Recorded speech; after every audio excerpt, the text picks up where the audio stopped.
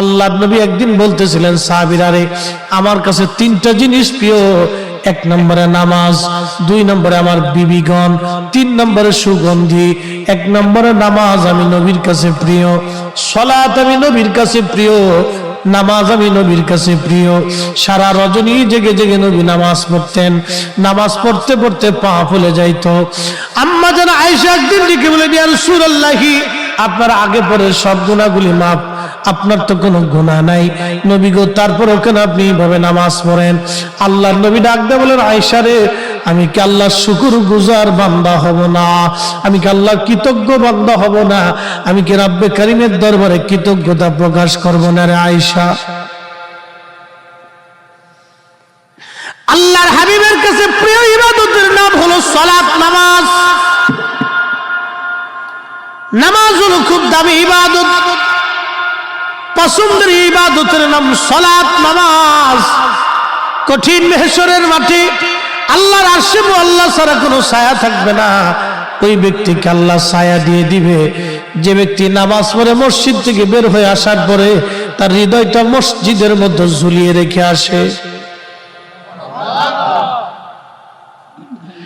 যে ব্যক্তি মসজিদ থেকে নামাজ পড়ে বের হয়ে আসার পরে তার হৃদয়টা মসজিদের মধ্যে ঝুলিয়ে রেখে আসে, অর্থাৎ নামাজ পড়ে বের হয়ে আসার পরে আবার অন্তরটা নামাজের জন্য উদগ্রীব থাকে, কখন আবার নামাজে যাব।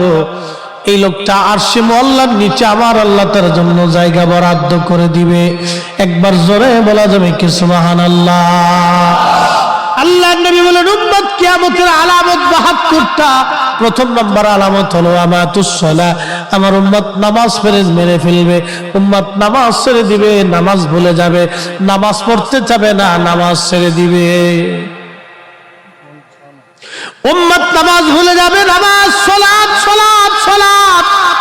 বুনিয়াল ইসলাম আলা খামসিন শাহাদাতি আল্লা ইলাহা ইল্লাল্লাহু ওয়াহদাহু লা শারীকা লা ওয়া আশহাদু আন্না মুহাম্মাদান আবদুহু ওয়া রাসূলুহু ওয়া ইকামিস সালাহ ওয়া ইতাইজ যাকাত ওয়াল হজ্জি ওয়াস সাওমি রমাদান।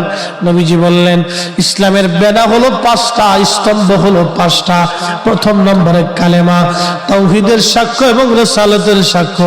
2 নম্বর হলো সালাত।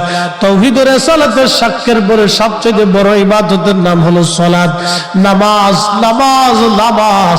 উম্মত নামাজ ছেড়ে দিবে, নামাজ ছেড়ে দিবে, সালাত। উম্মত নামাজ ছেড়ে দিবে, ওয়া আমাতুস সালাত, উম্মত নামাজ মেরে ফেলবে। সফল কাম হতে হলে আল্লাযীনা ইউমিনুনা বিল গায়ব ওয়া ইউকিমুনাস সালাহ।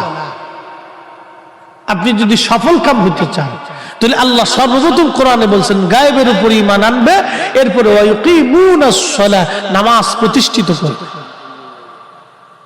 নামাজ, সালাত, সালাত,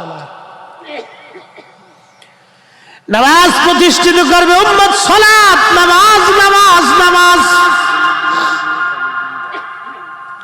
কোন ব্যক্তি যদি সঠিক মতো নামাজ পড়ে, কিয়ামতের মাহশরের কঠিন দিনে আল্লাহ সর্বপ্রথম জিজ্ঞেস করবে, বান্দা নামাজের হিসাব দিয়ে যাও। যখন আল্লাহর বান্দা নামাজের হিসাব কষে দিবে,